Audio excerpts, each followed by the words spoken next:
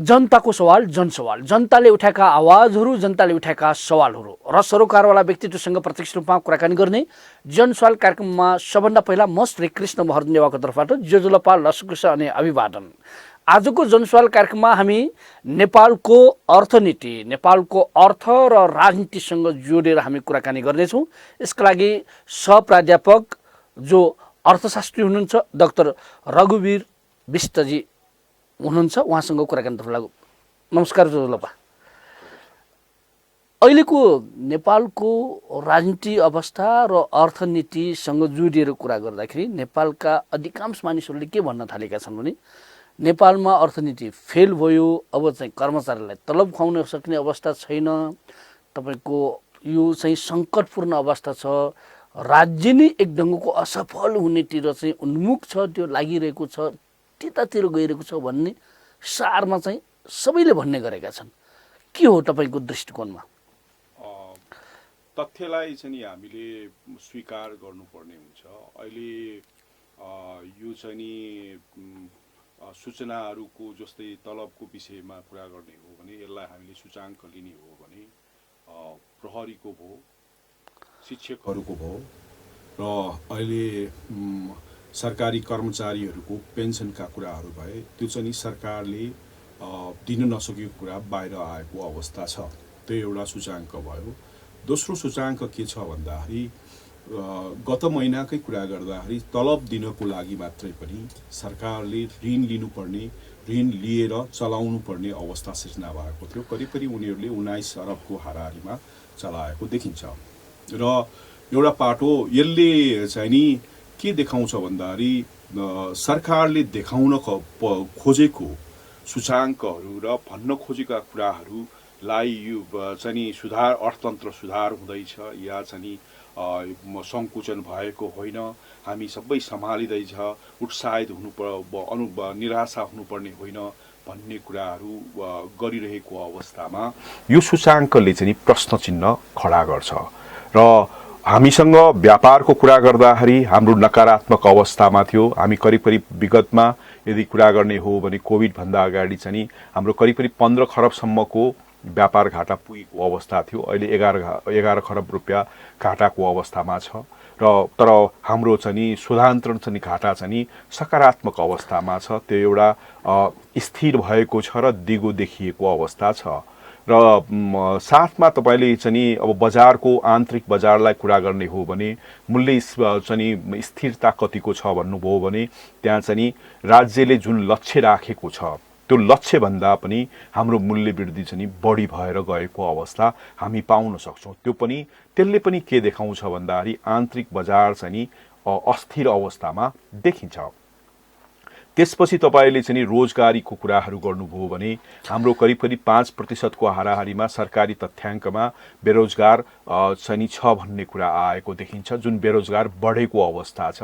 र त्यसपछि गएर हामीले चाहिँ अर्ध बेरोजगारका कुरा गर्दाखेरि हामी सामान्यतया 30% हाराहारीमा मान्ने गरेका छौँ। र यो चाहिँ अध्ययन अनुसन्धानले पनि देखाएको अवस्था छ। र यसलाई चाहिँ पुष्टि गर्ने चाहिँ सूचाङ्क भनेको तपाईँले कोही पनि बच्चा युवाहरू देश छोड्न चाहँदैन। हेर्नुस्, आमा छोड्न चाहँदैन, बाबु घर परिवार छोड्न चाहँदैन, तर छोड्नुपर्ने बाध्यता तपाईँले हामीले त्रिवेणी चाहिँ अन्तर्राष्ट्रिय चाहिँ विमानस्थलमा गयो भने मार्मिक अवस्था तपाईँ देख्न सक्नुहुन्छ। भर्खर बिहे गरेको छ, छोरी श्रीमती छोडेर जानु परेको छ, भर्खर तपाईँको चाहिँ एसएलसी या चाहिँ +2 सिद्धिएको छ, बाबुआमा छोड्नु परेको अवस्था छ। यो विभिन्न छोरा आमा बुवा बिरामी छ तैपनि छोरा चाहिँ विदेश जानुपर्ने अवस्था छ या चाहिँ छोरी पर्ने अवस्थाले पनि यसलाई पुष्टि गर्छ। त्यो पनि सूचाङ्क हाम्रो राम्रो अवस्थामा छैन। अब तेस्रोमा तपाईँ आउनुभयो भने वित्तीय बजारमा लगानी र बचतको कुरा गर्ने हो भने लगानी अहिले चाहिँ भएको अवस्था छैन। यदि भएको भए र हाम्रो चाहिँ उत्पादनका चाहिँ चक्रहरू र प्रणालीहरू चाहिँ सक्रिय भएर एकदमै स्वस्थ र स्थिर र सन्तुलन भएको भए व्यापारी सडकमा आउनु पर्दैन थियो, उद्योग व्यवसाय सडकमा आउनु पर्दैन थियो र कृषक चाहिँ मलको लागि कराउनु पर्दैन थियो। सबैजना अहिले चाहिँ जुन व्यवसायमा छन् त्यो असन्तुष्टि र तपाईँको चाहिँ कमजोर उनीहरू चाहिँ हतोत्साहित भएर बजारमा आएको देखिन्छ र त्यसले के देखाउँछ भन्दाखेरि हाम्रो आर्थिक क्रियाकलापहरू जुन चाहिँ हाम्रो क्षमता छ त्यो क्षमताभन्दा चाहिँ कम भइरहेको अवस्था छ, जसले गर्दाखेरि नकारात्मक असर चाहिँ रोजगारी उत्पादनमा परेको अवस्था छ। त्यो पनि र त्यो के कारणले गर्दा त्यसले के देखाउँछ भन्दाखेरि हाम्रो लगानी भइरहेको छैन, भएका लगानी पनि जग्गामा, शेयरमा, गाडीमा र अन्य चिजमा चाहिँ त्यो जाम भएको अवस्था छ, जसले नयाँ पुँजी चाहिँ निर्माण गर्न सकेको अवस्था छैन। यदि तपाईँले बैंकमा आउनुभयो भने करिब 100 जना ठुला उद्योग व्यापारीहरूले तपाईँको करिब 70 देखि 80% चाहिँ हाम्रो कर्जा लगानी चाहिँ उपयोग गरेको देखिन्छ। त्यो कर्जा लगानीको पैसा आयो या आएन त्यो कुरा कसैलाई थाहा छैन, जसले गर्दाखेरि पुँजी निर्माणको कुरा गर्ने हो भने त्यो पुँजी निर्माण एकदमै कमजोर अवस्थामा भएको देखिन्छ, जसको असर चाहिँ हाम्रो तरलताको सङ्कटमा हामी पाउन सक्छौँ।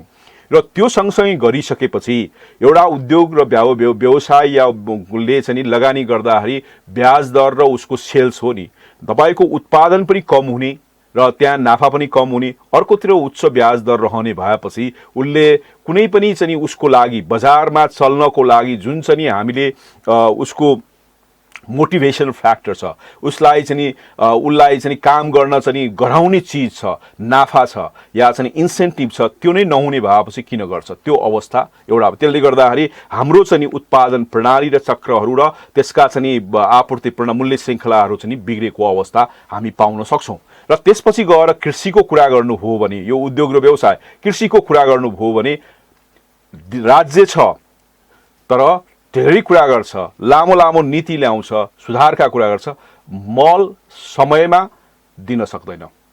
अब त्यो कृषिमा चाहिने अन्य तत्त्वहरू हामीलाई आवश्यक छ, तर पनि सामान्य रूपमा मलले सबैभन्दा ठुलो भूमिका निभाउने उत्पादन र उत्पादनको प्रणाली बनाउनको लागि त्यो नभइसकेपछि कृषकले के गर्छ भन्नु खोजे। हाम्रो त्यो कृषि पनि हाम्रो अब अर्को कुरा हाम्रो चाहिँ वातावरणीय अवस्थामा चाहिँ मनसुन राम्रोसित भयो भएन, त्यसले गर्दाखेरि त्यसको असर चाहिँ हामी त्यो पनि हाम्रो सन्तुष्टिको बाटो छैन। त्यसले गर्दाखेरि हामी के चाहन्छौँ भन्दाखेरि अहिले के भएको देखिन्छ भने समाजमा दुईवटा वर्ग तपाईँले पाउनुहुन्छ, शिक्षित उत्पादन, अशिक्षित मान्छेहरू उत्पादन गर्नुपर्छ, देशलाई बनाउनुपर्छ भन्ने। शिक्षित मान्छे के छ भन्दाखेरि यदि कृषिको कुरा गर्ने जग्गा बेचेर घर बनाउनुपर्छ भन्ने त्यसको उत्पादकत्वको हिसाब किताब गरेर त्यो लाइनमा गएको देखिन्छ, जसले हाम्रो उत्पादन प्रणाली पनि बिग्रेको हामी पाउन सक्छौँ।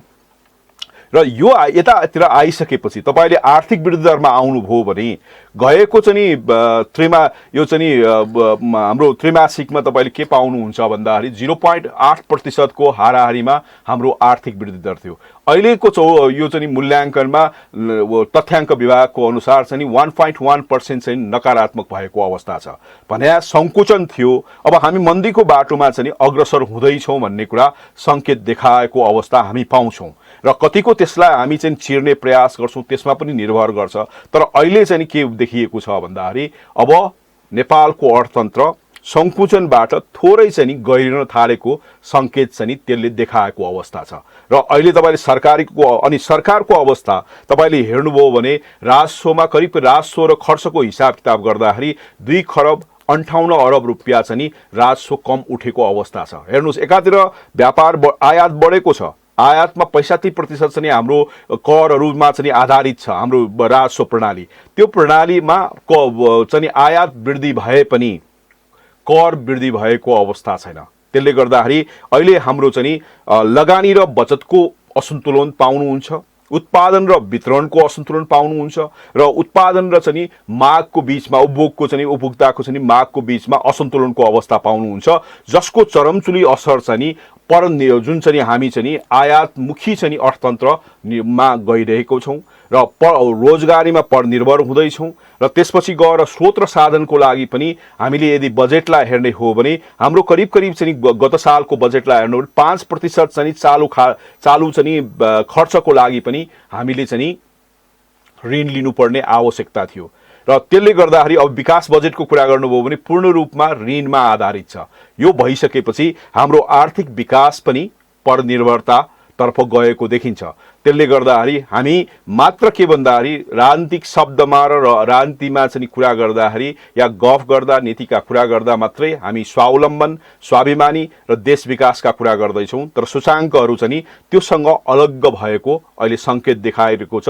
त्यसले चाहिँ हामीलाई मन्दीतर्फ अग्रसर गराउन प्रयत्न गरेको देखिन्छ र देश आर्थिक रूपमा बिरामी पर्दै गएको सूचाङ्क चाहिँ त्यसले दिन्छ।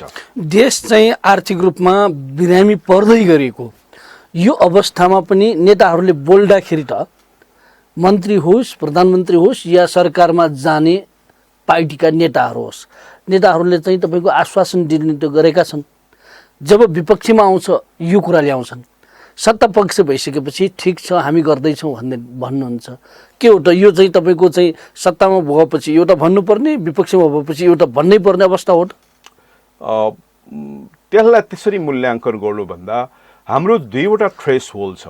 थ्रेस होल्ड भनेको राजनीतिले देशलाई चाहिँ हाँकेको छ कि छैन, देशलाई हित गरेको छ कि छैन र भन्ने कुरा हामीले सोच्नु जरुरी छ। अर्को कुरा जनतालाई हित गरेको छ कि छैन। तपाईले लोकतन्त्र ल्याउनुस् या प्रजातन्त्र ल्याउनुस् या अर्को चाहिँ कुनै पनि तन्त्र ल्याउनु भयो भने त्यसले देशलाई के हित गरेको छ कि छैन। अहिले तपाईको देश हित गरेको छ भने प्रत्येक सरकारका निर्णयहरू किन विवाद हुन्छ, किन जनताले त्यसलाई चाहिँ विश्वास गरिरहेको छैन, स्वीकार गरिरहेको छैन। कहीँ न कहीँ जनतालाई लागेको छ यो सरकार चाहिँ ले हाम्रो लागि र देशको लागि राम्रो काम गरेको अवस्था छैन भन्ने कुरा देखिन्छ। अर्को कुरा जनतालाई चाहिँ हितमा काम गरेको छ भने जनता किन सडकमा आइरहेको छ त? जनताले निर्वाचनमा भोट खसालेर हाम्रो चाहिँ संघीय संसद भयो, प्रदेश संसद भयो र हाम्रो चाहिँ स्थानीय निकायहरू सबै ठाउँमा प्रतिनिधि पठाइसकेको अवस्था छ। त्यो भइसकेपछि जनताले किन कराउँछ? जनता मल किन देऊ भनेर गर्छ? या जनता चाहिँ तपाईँको मलाई चाहिँ छोराछोरीलाई बाहिर रोजगारीको लागि बाहिर पठाउनु पर्छ भनेर किन कराउँछ? र महँगी भयो भनेर किन कराउँछ? रोजगारीको लागि चाहिँ दबाब किन दिन्छ? यो सबै चिजले के छ भन्दाखेरि सरकार कहीँ न कहीँ न देशको लागि काम गरेको छ न जनताको लागि काम गरेको छ। कहीँ पनि त्यो चाहिँ जवाबदेही र जिम्मेवारीका साथ चाहिँ उत्रेको देखिँदैन। एउटा पार्ट हो। त्यसले गर्दाखेरि अब तपाईँ आउनुभयो भने त्यो नहुना साथै देश चल्ने भनेको विधिले चल्ने हो। प्रजातन्त्रको कुरा गर्नुस् या त्यसलाई लोकतन्त्र भन्दा पनि भन्न पनि सकिन्छ। विधिले चल्ने हो, संस्थाले चल्ने हो, त्यसपछि गएर सुशासनले चल्ने हो, राज्य प्रणालीमा सुशासनको चल्ने हो। अब तपाईले के देख्नुहुन्छ भने न देश विधिले चलेको छ, न संस्थागत हिसाबले चलेको छ, न नीतिगत हिसाबले चलेको छ, न तपाईको चाहिँ सुशासनको हिसाबले चलेको छ। यो सबै चिज नभइसकेपछि राज्य प्रणाली त बोरामा तपाईले पाल पार्नु भयो भने त्यो बोरामा पाल पारेको बोरामा पानी हाले जस्तै सबै ठाउँमा चुहावट हुन्छ, त्यो चाहिँ कमजोर हुँदै जान्छ। र अहिले के देखिएको छ भन्दाखेरि सामान्यतया हामीले चाहिँ हेर्ने कुरा के हुन्छ भन्दाखेरि राजनीतिमा हामी जनताले मान्छेलाई अध्यादेश दिइसकेपछि, जनादेश दिइसकेपछि उसको राजनीतिको काम सकिन्छ र त्यो राजनीतिमा सरकारको मुख्य एजेन्डा भनेको आर्थिक एजेन्डा हुनुपर्छ। त्यो आर्थिक एजेन्डा चाहिँ अनुसारको नीति बन्नुपर्छ, त्यो अनुसारको चाहिँ संस्था बन्नुपर्छ, त्यो अनुसारको कार्यक्रम बन्नुपर्छ, त्यो अनुसारको चाहिँ त्यो देशको हितका क्रियाकलाप, जनताको हितका कामहरू हुनुपर्छ। तर अहिले तपाईले हेर्नुभयो भने जे कुरा तपाईले भन्नु भइरहेको छ, न ढुकुटी हेरेको छ, न तपाईको चाहिँ त्यसको ढुकुटी चाहिँ को अवस्थालाई चाहिँ थाहा छ, ढुकुटी कतिको सम्भावित छ त्यो पनि हेरेको छैन। अब जस चाहिँ तपाईको राजनीतिक हिसाबमा लुभाउनको लागि मात्रै बोलिरहेको अवस्था छ। यो चीज पनि अहिले तपाईले उपनिर्वाचनलाई जोड्नु भयो भने अब सरकारले भनेको कुरा जनताले सुन्दैन, त्यसलाई चाहिँ मान्दैन, त्यसलाई चाहिँ अनुसरण गर्दैन भन्ने कुरा देखाएको अवस्था छ। भन्न खोजेको जनता र राज्यको बीचमा अहिले चाहिँ एकदमै दूरी बढेको अवस्था छ। एक आपसमा चाहिँ अविश्वासको वातावरण तयारी भएको अवस्था हामी देख्न सक्छौँ। यो लोकतन्त्रमा एकदमै रियर केस मात्रै देख्न सक्नुहुन्छ। अब तपाईले चीनको कुरा गर्नुभयो भने चीनमा 40 वर्षको उनीहरूको सुधारको कार्यक्रमलाई हेर्नुभयो भने डेङ आओस्, जिनपिङ आओस् या तपाईको सी आओस्, सबैजना जो लिडर आए पनि उनीहरूको पहिलो काम चाहिँ जुन चाहिँ उनीहरूको आर्थिक सुधारहरू छ त्यो आर्थिक सुधारलाई निरन्तरता गरेको देखिन्छ। एउटा दोष भनेको सरकार स्थिर देखियो, नीति स्थिर देखियो, र त्यसपछि गएर आर्थिक जुन चाहिँ उनीहरूको चाहिँ लक्ष्य छ त्यो पनि स्थिर देखियो। त्यसपछि गएर उनीहरूले अर्को पाटो कुरा त्यो गरिसकेपछि अहिले अनि एजेन्डा पनि तपाईँको स्थिर देखियो, त्यो भनेको आर्थिक एजेन्डा, राजनीतिक एजेन्डा नै छैन।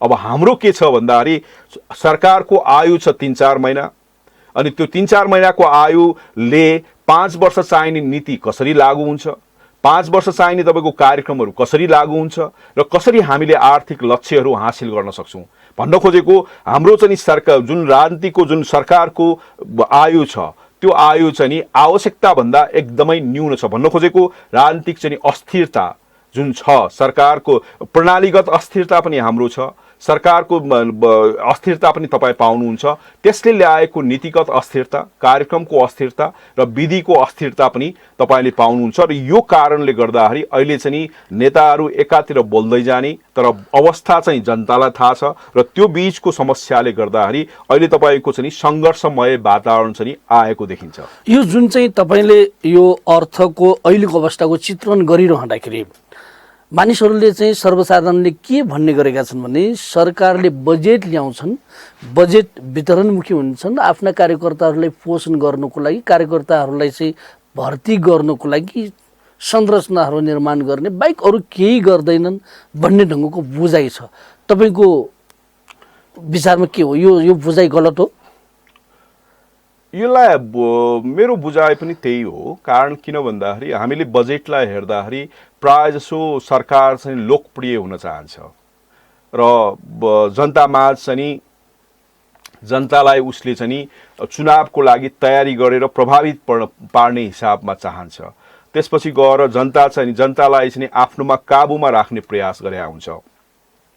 यस्तो प्रयास चाहिँ प्रायःजसो अल्पविकसित राष्ट्रमा हुन्छ र त्यो अल्पविकसित राष्ट्रमा हाम्रो चाहिँ सरकारले प्रायःजसो सरकारले सोच्ने कुरा मैले पैसा बाँडे भने म लोकप्रिय हुन्छु र त्यसपछि गएर बहुमत आउँछ भन्ने कुरा सोचेको हामी पाउन सक्छौँ। तर तपाईँले यदि चुनावहरूलाई हेर्नुभयो भने यो पाटो चाहिँ बजेटमा छ।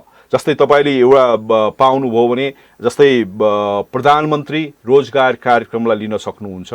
त्यो भनेको राजनीतिक कार्यकर्तालाई चाहिँ त्यसको प्राविधिक हिसाबमा र प्रशासनिक हिसाबमा तथ्यगत हिसाबमा के छ अवस्था र त्यसले चाहिँ सही वस्तुनिष्ठ हिसाबमा बेरोजगारलाई रोजगार दिएको छ कि छैन भन्ने कुरा प्रश्न अझै पनि छ। सामान्यतया मान्छेको बुझाइ र अहिले महालेखा परीक्षकको चाहिँ तपाईँको प्रतिवेदनलाई हेर्नुभयो भने त्यहाँ के पाउनुहुन्छ भन्दाखेरि करिब चाहिँ त्यो चाहिँ राजनीतिक कार्यकर्ताहरूलाई मात्रै, आफ्ना नजिकका मान्छेहरूलाई मात्रै रोजगारीको नाममा पैसा बाँडेको र पैसा चाहिँ तपाईँको दुरुपयोग गरेको, राज्य दोहन गरेको कुराहरू चाहिँ आएको देखिन्छ। त्यसले गर्दाखेरि तर त्यो गर्दै पनि तपाईँ हामीले याद गर्नुभयो भने चुनाव भयो, चुनावमा जुन सरकारले बजेट ल्यायो त्यसले बहुमत ल्याउन सकेन नि त। भन्न खोजेको तपाईँले चाहिँ वितरण गर्दा राज्यको अर्थ ढुकुटीको बराबरमा ढुकुटीमा पैसा भए पनि नभए पनि त्यो राज्यको चाहिँ पैसालाई तपाईँले आफ्नो पार्टीको या चाहिँ आफ्नो व्यक्तिगत हिसाबमा दोहन गर्दा या परिचालन गर्दा पनि त्यसले फाइदा त नगर्दो रहेछ नि त। त्यसले गर्दाखेरि यी चिजहरू के भन्दाखेरि एक आपसमा चाहिँ तपाईँको प्रणालीगत समस्याहरू र नीतिगत समस्याहरू र हाम्रो राज्य व्यवस्थाको चाहिँ समस्याहरू र सुशासनको विधिगत सुशासनका समस्याहरूले यो चिजहरूले ठाउँ पाउने हुन्छ र यो ठाउँले गर्दाखेरि राजनीतिले प्रयास गरेको देखिन्छ। त्यसले के पनि देखाउँछ भन्दाखेरि राजनीतिमा उसले आफूप्रति पनि विश्वास नगरे हो नि। उसले यदि राम्रो काम गर्ने हो, राम्रो 5 वर्षसम्म टिक्ने हो, राम्रो काम गर्ने हो भने त्यो चिजको त आवश्यकता नै पर्दैन नि। तर सामान्यतया अहिले त्यो किन पनि भएको भन्दाखेरि सरकारहरूको जनि यो संविधानले बहुमत दिँदैन। बहुमत नदिइसकेपछि विधि पनि तपाईँले कार्यान्वयन गर्न असजिलो हुन्छ, नीतिगत स्थिरता हुँदैन, कार्यक्रमहरूको स्थिरता हुँदैन, त्यसको प्रतिफल चाहिँ सरकारले पाउन सक्ने अवस्था छैन।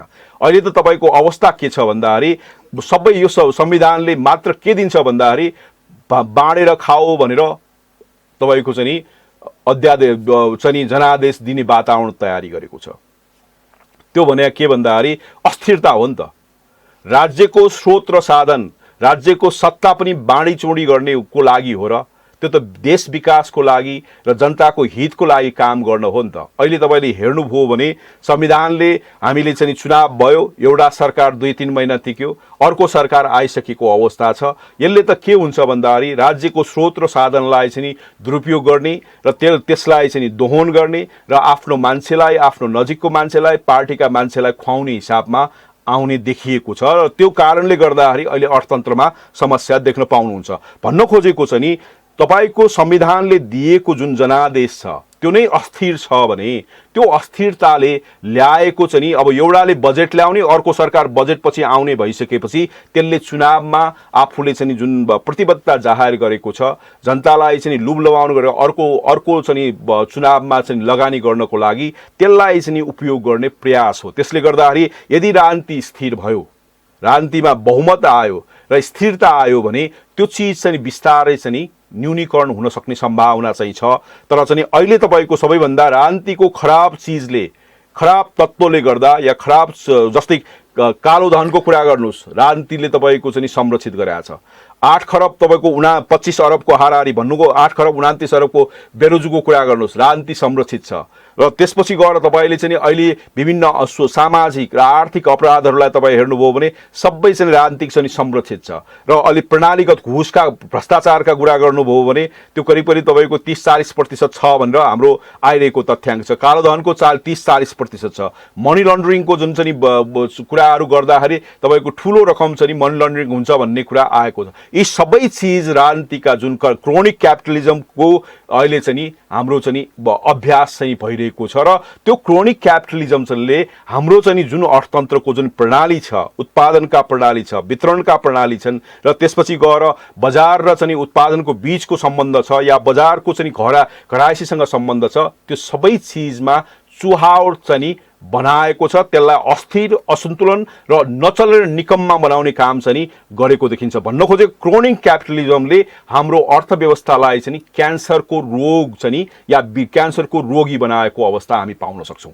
र त्यसले गर्दाखेरि अब त्यो भएकोले गर्दाखेरि राजनीति गर्ने मान्छेहरूले लामो समयको लागि सोच्ने भन्दा पनि छोटो समयको अल्पकालीन सोच्ने र अल्पकालीनमा पनि जनताको हित र देशको भन्दा पनि परिवारको, आफ्नो र आफ्नो नातागोडाको मात्रै चाहिँ सोच्ने चाहिँ अहिले चाहिँ अभ्यास या प्रवृत्ति चाहिँ हावी भएकोले गर्दाखेरि यो तपाईँले भनेको कुरा चाहिँ हामी देख्न पाएको र जुन कुरा विकसित राष्ट्रमा तपाईँले पाउनुहुन्न।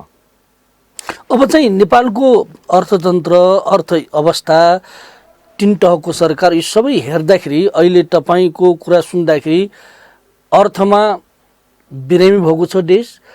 यो चाहिँ तत्काल चाहिँ समाधान हुने पनि जस्तो देखिएन। अब चाहिँ तपाईको चाहिँ सामाजिक सुरक्षा भत्ता चाहिँ वितरण दिन नसक्ने अवस्था, स्थानीय तहमा तपाईको चाहिँ जुन चाहिँ राज्यले दिने अनुदानको सवालमा कटौती गर्ने सवालदेखि लिएर कर्मचारीलाई समेत तलब दिन नसकिने अवस्था जुन आउँदैछ, यो सिन देख्दाखेरि त झन् अर्थतन्त्रमा झन् चाहिँ जनस्तरमा झन् निराश हुने, झन् चाहिँ तपाईको अर्थतन्त्र चाहिँ चलायमान हुन नसक्ने, तल्लो स्तरसम्म त्यसमा प्रभाव पर्ने जस्तो त हुँदैन र अबको अवस्थामा? एउटा अर्थशास्त्रीको हिसाबले हेर्दाखेरि यो आर्थिक प्रणालीहरूमा यस्तो चिज हुन्छ, त्यसले गर्दाखेरि हामीले निराशा पनि हुनु पर्दैन तर आशा लाग्ने अवस्था पनि छैन। सूचाङ्क हेर्यो भने यो दुवै आश गर्ने के छ त? दुवै अवस्था छ। भन्न खोजे मैले तपाईको के छ भन्दाखेरि यो चाहिँ अलि सूचाङ्कहरू आइरहेका छ, तलमाथि भइरहेको छ। यो हामी अर्थशास्त्री या अर्थशास्त्रको विद्यार्थीको हिसाबमा यो सामान्य हो, यो भइरहन्छ। यो तर चाहिँ देशको अरू सूचाङ्क हेर्दा र त्यसको आधारमा हामीले चाहिँ आउने दिनको चाहिँ कुराहरू गर्दाखेरि निराशा, आशा लाग्ने कुरा पनि छैन, उत्साहजनक पनि छैन। किन भन्दाखेरि राज्य प्रणालीमा तपाईको चुहावट भइसकेपछि, राजनीतिमा तपाईको खराबी छिरिसकेपछि, नियत खराब भयो, निष्ठा छैन, तपाईसँग चाहिँ नवीन चाहिँ विचारहरू छैन र त्यसपछि त्याग पनि छैन भने त्यो त्याग चाहिँ मैले अरू चिजको हिसाबले होइन, देश चलाउनलाई पनि त्याग चाहिन्छ र समन्वय पनि छैन भने त्यो चिजहरूले त सबैलाई चाहिँ समस्या पार्ने हो नि त। र त्यसको लागि यसले अवसर पनि दिएको छ, राजनीतिलाई अवसर दिएको छ, हामीलाई सुधार गर्ने अवसर दिएको छ। तर त्यो सुधार गर्ने अवसरलाई चाहिँ नि सदुपयोग कसरी गर्ने र कुन तरिकाले गर्ने भन्ने कुरा राजनीतिमा चाहिँ जुन चाहिँ सरकार भयो र सत्तामा बसेका मान्छेहरूले त्यसलाई व्यवहारमा, चरित्रमा र विचारमा ल्याएको देखिँदैन। र त्यो सबै व्यवहार, विचार र चरित्रमा हेर्ने हो भने निष्ठामा कलङ्क, निष्ठा नभएको र तपाईँको नियतमा खोट भएको र त्यसपछि गएर अयोग्यताको चाहिँ प्रमाण मात्रै हामीले पाउन सक्छौँ। तर यो अहिले समस्या जुन छ त्यो अवसर यसको लागि मात्रै समस्या, यो अवसर मात्रै होइन, यो जुन चाहिँ हामीले सङ्घीय संरचना गरेका छौँ त्यसको लागि पनि यो परीक्षणको घडी हो। हामीले भावनात्मक हिसाबमा, राजनीतिक हिसाबमा हामीले आफूले चाहिँ ढुकुटी नहेरिकन, आफ्नो खल्तीमा चाहिँ पैसा दाम छैन तर हामीले चाहिँ आर्थिक संरचना सङ्घीयताको लागि चाहिँ हामीले मूल्य चुकाउने हिसाबमा हामीले प्रदेश सरकारहरू राख्यौँ र हामीले स्थानीय निकायहरूलाई त्यसलाई सुधारहरू गऱ्यौँ। तर अब त्यो त बोक्न सक्दैन भन्ने थाहा थियो नि। अब तपाईँको अब अहिले एसिड टेस्ट चाहिँ अहिले हो। अब हामीले सोच्नु के पर्ने हुन्छ भन्दाखेरि हामी कर्जा लिएर, ऋण लिएर भने तपाईको नचलेको प्रदेशलाई बोक्ने कि नबोक्ने र अप्रभावकारी चाहिँ केही संरचनाहरूलाई बोक्ने कि नबोक्ने, राजनीतिक कुराहरू र भावनात्मक कुराहरू गर्ने कि नगर्ने, यो कुरा चाहिँ सोच्नु पर्ने देखिन्छ। अहिले तपाईँको किन भन्दाखेरि अस्तिको विष्णु पौडेल अर्थमन्त्री भइसकेपछि 20% चाहिँ स्रोत र साधन चाहिँ अनुदानहरू कटौती गर्ने कुराहरू गइसकेपछि अहिले प्रदेश सरकारलाई पनि त्यसले असर गरेको छ, साथसाथमा चाहिँ स्थानीय निकायले पनि गरेको देखिन्छ। त्यो बाध्यता किन भन्दाखेरि तपाईले हेर्नुभयो भने स्थानीय निकायहरू, नगरपालिकाहरूले हामीले बनायौँ मात्रै तर उनीहरूको स्थानीय स्रोत र साधन छैन।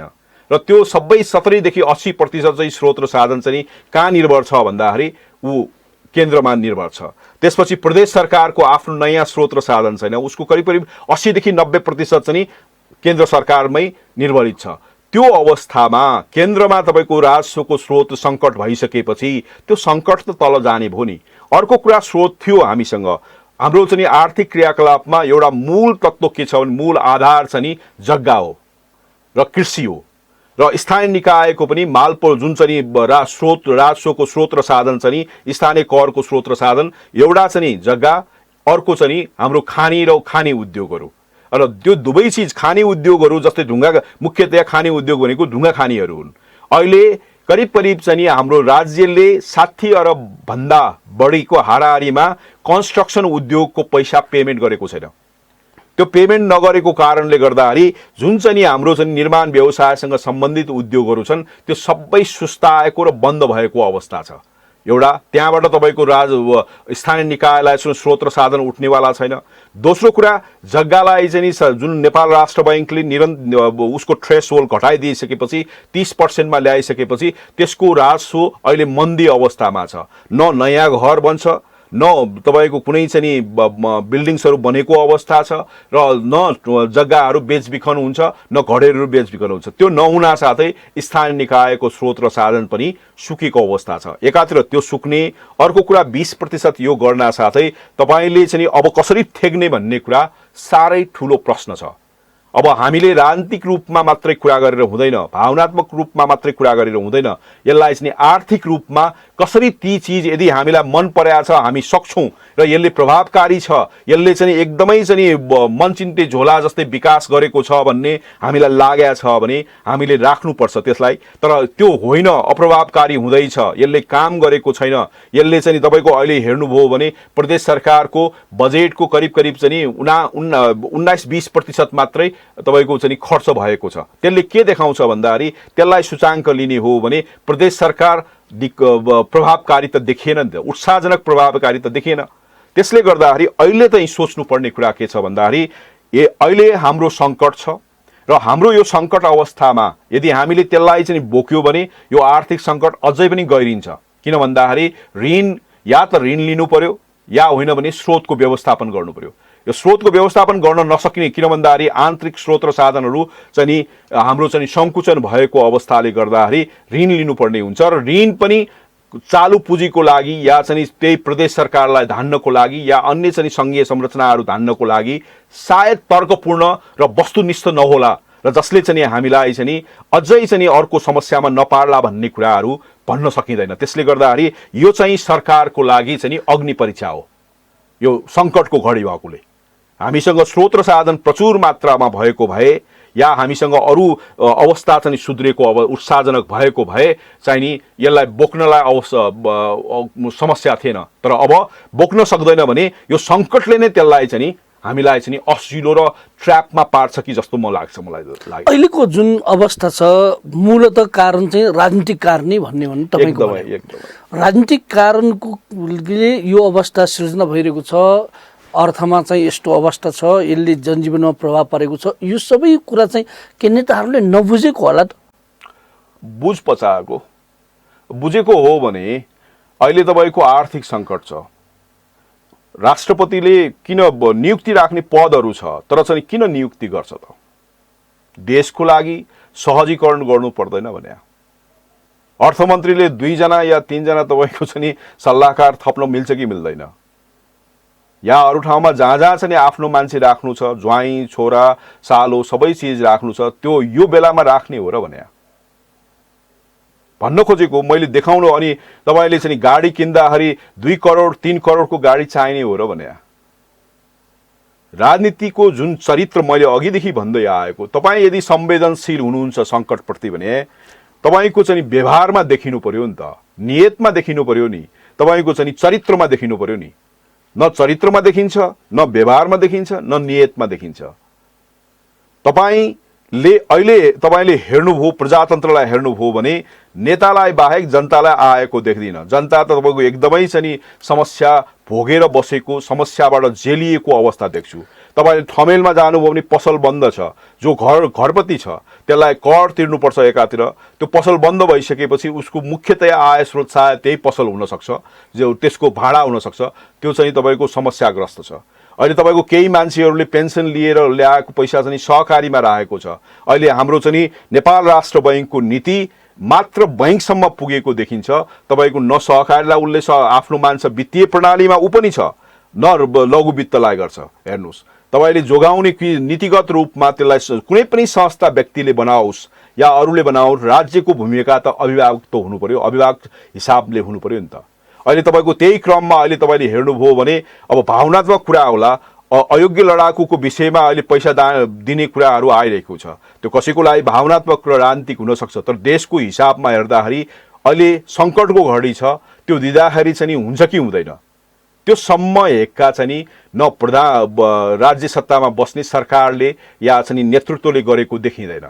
र त्यो नगरिसकेपछि उहाँहरू चाहिँ आर्थिक प्रणाली जुन समस्या छ त्यो प्रति चाहिँ संवेदनशील छ कि भनेर हामी कसरी मान्न सकिने। अर्को कुरा, जस्तै अहिले यो सरकारकै अर्थमन्त्री आउनुभन्दा कुरा गर्ने हो भने 1.5-2 महिना त अर्थमन्त्री नै खाली थियो।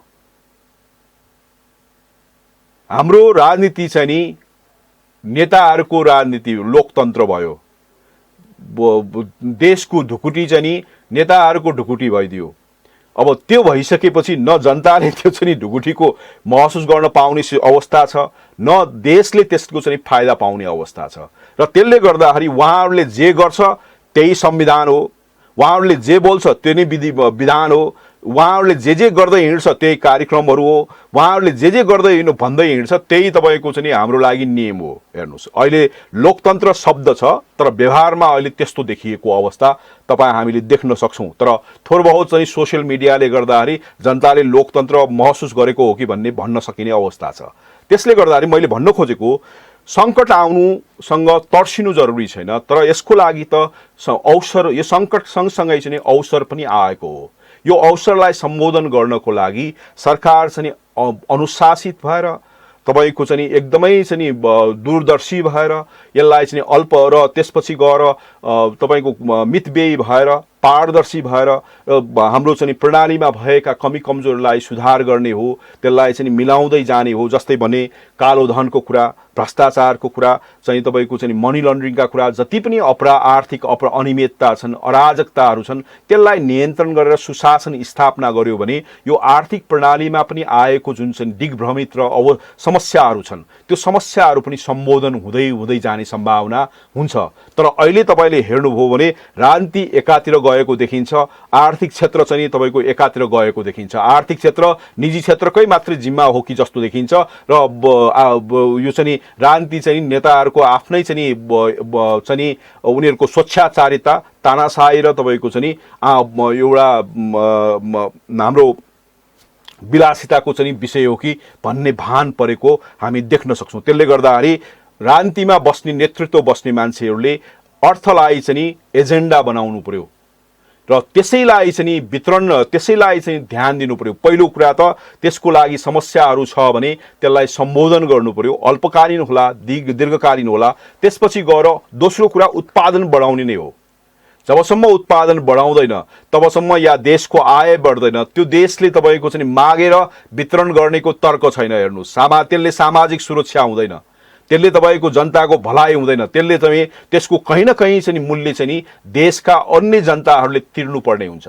र त्यसले गर्दाखेरि त्यो हुनासाथै असन्तुलन आउने, अस्थिर आउने र हाम्रो चाहिँ आर्थिक क्रियाकलापका जुन चक्रहरू छन् त्यो र पैसाको जुन चक्र छ त्यसमा चाहिँ लिकेजेस या चाहिँ चुहावटहरू हुने र मुसा प्रवृत्ति चाहिँ हावी हुने त्यो अवस्था चाहिँ हामी पाउन सक्छौँ। त्यसले गर्दाखेरि हामीले यो अवसरलाई चाहिँ गुमाउनु हुँदैन। यो अवसरलाई चाहिँ नगुमाइकन यसलाई चाहिँ संवेदनशील भएर स्वच्छाचारिता होइन, तपाईँको विधिमा बसेर, तपाईँको तानाशाही होइन, चाहिँ जवाफदेही भएर र तपाईँको चाहिँ विलासिता होइन, वस्तुनिष्ठ भएर यसलाई चाहिँ सम्बोधन गर्नु चाहिँ अति आवश्यक छ। अब देशै जिम्मा पाइसकेपछि एउटा टप्काको मात्रै कुरा गरेर हुँदैन। देशको 2,90,00,000 जनताको चाहिँ र त्योसँग सम्बन्धित कुरालाई ध्यानमा दिएर सरकारले चाहिँ त्यसलाई चाहिँ सम्बोधन गर्नु पर्यो, अनि पो कुरा हुन्छ त। अब अहिले तपाईँले कुरा गर्दै जाँदाखेरि गरिब सबैभन्दा अहिले हामीले 18% गरिबको कुरा गर्ने हो भने त्यो करिब 54 लाख मान्छे हुन्छ। 54 लाख मान्छेको अवस्था यो सङ्कट चाहिँ बढ्दै गयो भने के होला तपाईँ भन्नुहोस् न। अहिले तपाईँको बजार मूल्य वृद्धि भएको अवस्थामा उनीहरूले एक छाक खायो कि खाएन भन्ने कुरा कसले चाहिँ तपाईँको सम्बन्ध सरकार नै हो त अभिभावक त भने। अब यो चाहिँ बजेट, त्यसले गर्दाखेरि सरकारले चाहिँ सरकारको सफलतासँगै सङ्घीयता पनि को सफलता हुने हो। सरकारको प्रभावकारितासँगै सङ्घीयता प्रभावकारिता हुने, सरकारको चाहिँ सफलतासँग चाहिँ उसको चाहिँ राम्रो चाहिँ कार्य सम्पादनसँगै अरूहरूको पनि कार्य सम्पादन नेतृत्व प्रदान गर्ने हो। र त्यो भएन भने चाहिँ यो हाम्रो चाहिँ यो तासको महल जस्तै धराशायी हुने छाँटकाँट चाहिँ आर्थिक सङ्कटले ल्याउँछ कि भन्ने चाहिँ भय अहिले देख्न सकिन्छ। अब चाहिँ यो अर्थसँग जोडिएर समाजसँग जोडिएर एउटा माइक्रो लेभलमा कुरा गर्ने हो भने आजभन्दा 2-3 दशक अगाडिसम्म समाजमा सामाजिक संस्थाहरू हुन्थ्यो, समाजमा केही न केही गर्थ्यो।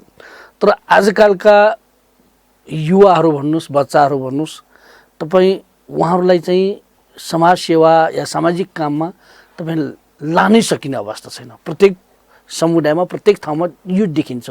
यो पनि तपाईँको चाहिँ यो राजनीति एकातिर, अर्थनीति एकातिर सबै चिज यो गोलमाल भएको कारणले, समस्या सिर्जना भइरहेको कारणले त्यो समाजमा सबै परिवार समाजका सबै सदस्यहरूलाई यो प्रभाव परेको भन्न मिल्छ छोटोमा? यसो छ, त्यसको विश्लेषणमा एउटा पाटो के छ भन्दाखेरि सामान्यतया हामी कति कुराहरू चाहिँ एक आपसमा स्वीकार गर्छौँ या गर्दैनौँ त्यो अर्को पाटो छ। तर सबैको जड चाहिँ धर्मसँग जोडेको हुन्छ। धर्मले नै तपाईँको के गर्नुहुन्छ र के गर्नु हुँदैन भन्ने कुरा हामीलाई त्यो धर्म घरमा आउँछ र घरबाट तपाईँको चाहिँ सबैलाई बाबुआमाले चाहिँ तिमी चाहिँ यो गर्न मिल्छ, यो गर्न मिल्दैन भने चाहिँ नैतिकताका कुराहरू चाहिँ घरबाट सुरु हुन्छ र त्यसपछि हाम्रो विद्यालयमा पनि थियो र त्यसले मान्छेलाई चाहिँ चरित्र निर्माण गर्नको लागि र नागरिक सचेतनाको लागि चाहिँ सहयोग गर्थ्यो।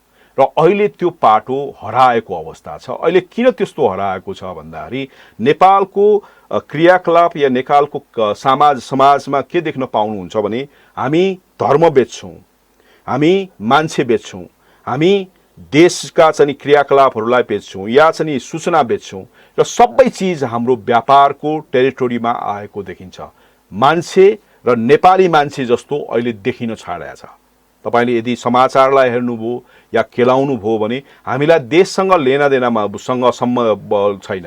हामीसँग चाहिँ सबैको ध्यान कहाँ छ भन्दाखेरि पैसासँग मात्रै सम्बन्धित देखिन थालेको छ र अल्पकालीन कुराहरूमै हाम्रो त्यो चिज आएको अवस्था छ र हामीले त्यो आइसकेपछि समाजले त्यसलाई चाहिँ अनि अर्को पाटो के छ भन्दाखेरि समाजले जस्तै भारतमा कुरा गर्दाखेरि पञ्चायत राजसम्म आउँदाखेरि त्यहाँ पञ्चायत राजमा उनीहरूको पोलिटिकल अर्गनाइजेसन हुँदैन। त्यो चाहिँ स्वतन्त्र रूपमा उनीहरूले त्यो चाहिँ अभ्यास गर्न पाउँछौँ। तर हामीले के गर्यो भन्दाखेरि तपाईँको टोलमा सङ्गठन बनायो, हेर्नुहोस् विद्यालयमा सङ्गठन बनायो, युनिभर्सिटीमा सङ्गठन बनायो, कर्मचारीमा सङ्गठन बनायो, सबै सङ्गठनहरू चाहिँ राखिरहेका छौँ। र त्यो भनेको अहिले सरकार लोकतन्त्र नआउँदाखेरिको लागि चाहिँ चाहिने संस्थाहरू लोकतन्त्र आइसकेपछि पनि हामीले सक्रिय गरेका छौँ। त्यो अनि संस्थाहरूले के गर्यो भन्दाखेरि समाजलाई चाहिँ जातमा विभाजन गर्यो, पैसामा विभाजन गर्यो र तपाईँको चाहिँ धर्ममा विभाजन गर्यो र हाम्रो चाहिँ भावनामा विभाजन गरेका छ र हाम्रो सांस्कृतिक र हिसाबमा पनि विभाजन भएको अवस्था छ र एकले अर्कोलाई चाहिँ हामी चाहिँ प्रतिस्पर्धी जस्तो देखिन थाले अवस्था छ र एकले अर्कोलाई चाहिँ हामी विश्वास गरिरहेका अवस्था छैन। जस्तै तपाईँको अहिले विश्वास गरेर पहिला के थियो भन्दाखेरि समाज चाहिँ एउटा एक धिक्का अवस्थामा बस्थ्यो। तपाईँले गुठीमा हेर्नुभयो भने एउटा मुलीले त्यो गुठी सबै कति जस्तै मैले चौधरीको देखाएको छु 400 परिवारलाई एउटा चौधरी चाहिँ मुलीले सबै सञ्चालन गर्थ्यो र उनीहरूको मर्दा पर्दाखेरि चाहिँ सबैसँग पैसा उठाएर त्यो चाहिँ मरेको परिवारलाई चाहिँ उसको खर्च बेहोर्नको लागि पैसा दिन्थ्यो र त्यसपछि गएर अन्य चाहिँ सहयोग पनि उनीहरूले गर्थ्यो भन्ने मर्दा पर्दाखेरि त्यसरी सामाजिक संरचनाले काम गरेका थियो। तर अब हाम्रो जुन चाहिँ विदेशबाट आएका एनजिओ र हामी डलर प्रतिको जुन मोह छ त्यो मोहले के गरिदियो भन्दाखेरि तपाईलाई चाहिँ विदेशी कुराहरू बढी ल्याइदियो। तपाईँको पूर्वीय चाहिँ दर्शनमा आधारित हाम्रा चाहिँ सङ्घ संरचनाहरूलाई त्यसलाई छेद विच्छेद बनाउने, त्यसलाई चाहिँ अन्य हिसाबमा चाहिँ समावेशी या चाहिँ तपाईँको त्यो समायोजन गर्ने र अर्को हिसाबमा लिएर गएको देखिन्छ। जसले गर्दाखेरि अब तपाईँको त्यो समाजप्रति त तपाईँ चाहिँ भएन नि त, माया भएन नि, विकल्प भयो र त्यो चाहिँ सही हो या होइन हाम्रो चाहिँ न्यायिक हिसाबमा या चाहिँ वस्तुनिष्ठ हिसाबमा तार्किक हिसाबमा र वैज्ञानिक हिसाबमा त्यसलाई हामीले चाहिँ मूल्याङ्कन गरेको पनि छैन र बिना तपाईँको मूल्याङ्कन हामी पछि लागेर हिँडेका छौँ र जसका कारणले यी सबै कुराहरूले गर्दाखेरि हाम्रो अवस्था चाहिँ तल्लो तहसम्म हाम्रो सामाजिक संरचनाहरू चाहिँ खलबलेको अवस्था छ। अहिले जस्तै तपाईँलाई म भन्न चाहन्छु, जस्तै तपाईँले अब नेवार कम्युनिटीको कुरा गर्दाखेरि चाहिँ हामी के गर्छौँ भन्दाखेरि गुठी मास्यौँ, मन्दिर पनि मास्यौँ अनि भोज चाहिँ मासेका छैन। अब तपाईँको ताल के छ, अनि तपाईँको पहिचान कसरी रहन्छ भने क्या पहिचान त त्यो रहँदैन। सबै चिज एक आपसमा जोडिएको कुरा हुन्छ। अब त्यही चिज हेर्नलाई जस्तै अब घरलाई हेर्नुभयो भने तपाईँको पहिला जस्तो चाहिँ घरै छैन। तपाईँको कस्तो छ भन्दाखेरि विदेशीको चाहिँ प्रभावित चाहिँ घरहरू छ, त्यो तपाईँको चाहिँ हाम्रो वातावरण अनुकूल छ या छैन, हाम्रो आर्थिक क्रियाकलापसँग मिल्छ मिल्दैन, हाम्रोमासँग स्रोत र साधनसँग आबद्ध छ छैन, त्योसँग लेनादेना छैन र हाम्रो संस्कृतिसँग मिल्छ मिल्दैन त्यो पनि अहिले तपाईँको छैन। त्यसले गर्दाखेरि धेरैवटा चाहिँ कारक तत्त्वहरूले गर्दाखेरि समाजमा चाहिँ मैलो चिजहरू चाहिँ छिरेको छ, जसले गर्दाखेरि एकताभन्दा विभाजितको मनस्थिति छ, शान्तिभन्दा अशान्तिको कुरा छ र तपाईँको चाहिँ त्यसलाई विषयवस्तुलाई सम्बोधन गर्ने समाधान गर्ने भन्दा पनि त्यसलाई बल्झाउने हिसाबमा कुरा ल्याएकोले गर्दाखेरि तपाईँ बाउ छोराको बिचमा सम्बन्ध गाह्रो छ, बाउ छोरा श्रीमान श्रीमतीको बिचमा सम्बन्ध गाह्रो छ र त्यसपछि गएर एउटा परिवार अर्को परिवारसँगको सम्बन्ध दाजुभाइको सम्बन्ध अहिले चाहिँ बिरलै भएको अवस्था छ। जसका कारणले गर्दाखेरि के भइदियो भन्दाखेरि त्यसको पनि नकारात्मक असर चाहिँ हाम्रो आर्थिक क्रियाकलापमा र सामाजिक क्रियाकलापमा र राजनीतिमा पनि त्यसले चाहिँ फेरि असर गरेको हामी देख्न सक्छौँ। त्यसले गर्दाखेरि देश बनाउने हो भने देश चाहिँ बनाउने हो भने हामीले चाहिँ जस्तै अहिले कुल गृहस्थलाई मात्रै मान्छौँ, त्यसलाई मूल्याङ्कनको हिसाबमा त्यो मात्रै होइन, कुल गृहस्थ सँगसँगै मान्छेको चाहिँ मान्छेको खुसी र उसको चाहिँ खुसी पनि सबैभन्दा ठुलो चाहिँ सूचाङ्कको रूपमा हो। त्यो खुसी चाहिँ तब मात्रै आउँछ जुन सामाजिक हिसाबमा सद्भाव समन्वय र शान्ति र एकता हुन्छ। त्यसको लागि चाहिँ अब यो पनि हाम्रो लागि परीक्षणकै विषय भन्न सकिन्छ। हजुर, तपाईँ आइदिनुभयो, यति धेरै कुरा बताउनुभयो, यसको लागि धन्यवाद छ। नमस्कार। हस्, तपाईँ। नमस्कार।